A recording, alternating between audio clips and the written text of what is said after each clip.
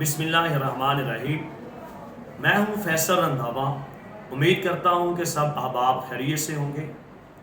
آپ جانتے ہیں ہم اپنی ہر ویڈیو میں ناظرین و سامعین کے لیے کچھ معلومات اکٹھی کرتے ہیں اور آپ کے گوش گزار پیش کرتے ہیں۔ آج کے اس دور میں ہمیں ہر انسان بادشاہت کا بھوکا نظر آتا ہے۔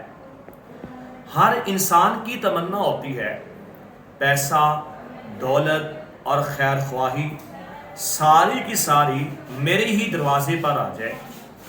ہر انسان کی چاہت، تمنا اور آرزو ہوتی ہے کہ ذات خدا بندی مجھے عرفت، شہرت عطا کر دے اور کسی عہدے سے نواز دے۔ جبکہ ساری چیزیں کہ جن کی تمنائیں آج کے دور میں انسان کر رہا ہے، ان تمناؤں کا اللہ تعالیٰ نے انسان کے ساتھ خود وعدہ کیا ہے۔ اس زمین کی بادشاہت اللہ تعالیٰ نے انسان کو دینے کا وعدہ کیا ہے۔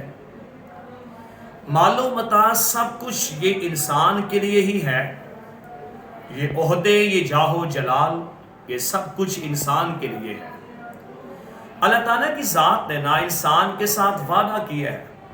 وعد اللہ الذین آمنوا منکم وعملوا الصالحات لَيَسْتَخْلِفَنَّهُمْ۔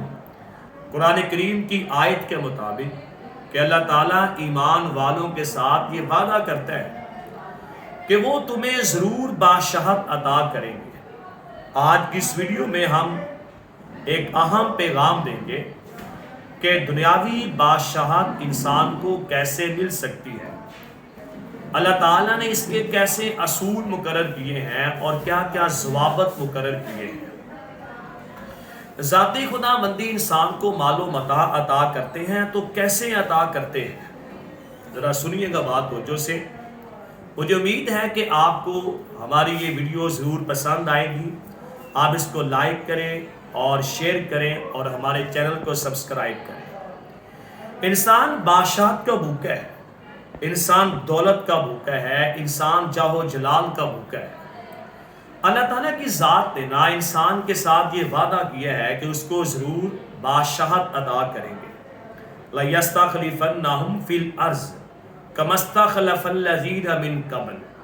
اللہ تعالیٰ تمہیں ویسے ہی بادشاہت عطا کریں گے جیسے کہ تم سے پہلے لوگوں کو عطا کی گئی ہے، اور تمہارے اس دین کو غالب کر دیں گے جو دین وہ خدا تمہارے لیے پسند کرتا ہے۔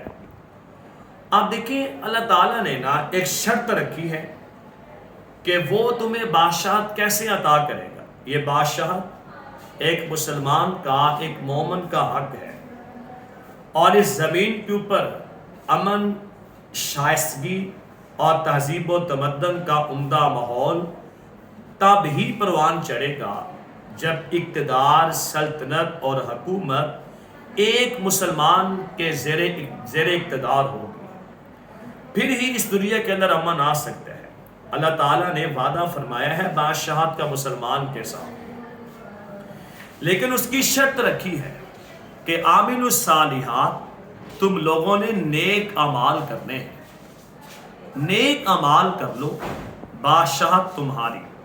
نمبر 2 پر اللہ تعالیٰ کی ذات کے ساتھ کسی کو شریک نہیں کرنا۔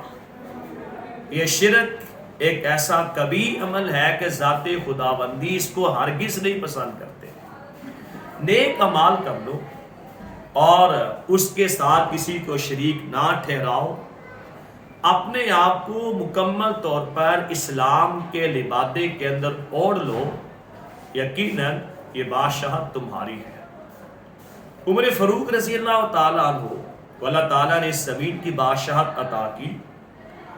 جب وہ بادشاہ بنے نا تو تخت پر بیٹھ کر کہتے ہیں، عمر اس وقت کو یاد کرو کہ جب تمہیں اونٹ نہیں چرانے آتے تھے، تمہارا باپ خطاب تم سے کہتا ہوتا تھا، عمر تو اونٹ چرانے نہیں جانتا۔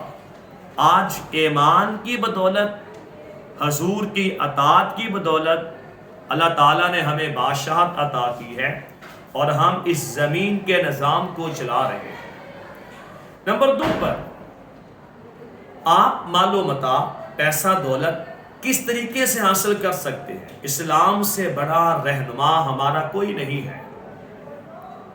اسلام کے اندر کیا فرمایا گیا کہ جب تک انسان دوسروں کے ساتھ بھلائی کرتا رہتا ہے، اس شخص کے ساتھ بھی بھلائی ہوتی رہتی ہے۔ جب تک انسان اوروں کے نفع کے بارے میں سوچتا رہتا ہے تو اللہ تعالیٰ کی ذات اس انسان کو بھی نفع عطا کرتے رہتے ہیں۔ یعنی کہ آپ کے مال و متاع کے اندر نفع، اضافہ اس وقت ہوگا جب آپ راہ بھلائی کو اپنا لو، خیر خواہی کی راہ کو اپناؤ، اپنے ذات سے غیروں کی ذات کو ترجیح دو، تو یقیناً یہ منفعت تمہاری ہوگی، یہ فائدہ تمہارا ہوگا۔ جب تک انسان اوروں کے ساتھ بھلائی کرتا رہتا ہے، انسان کے ساتھ اپنی بھی بھلائی ہوتی رہتی ہے۔ اور یہ زمین کا نظام اس وقت تک قائم ہے جب تک اس پر ایمان والے اللہ تعالیٰ کے موحد انسان موجود ہے۔ یہ زمین کی بادشاہت اور زمین کا جاہ و جلال اور عہدے سب ان کی امانت ہیں اور ان کو خدا تعالیٰ نے عطا کرنے ہیں۔ مجھے امید ہے کہ آپ کی آج کی ہماری اس ویڈیو کو آپ ضرور لائک کریں گے، شیئر کریں گے، سبسکرائب کریں گے۔ شکریہ۔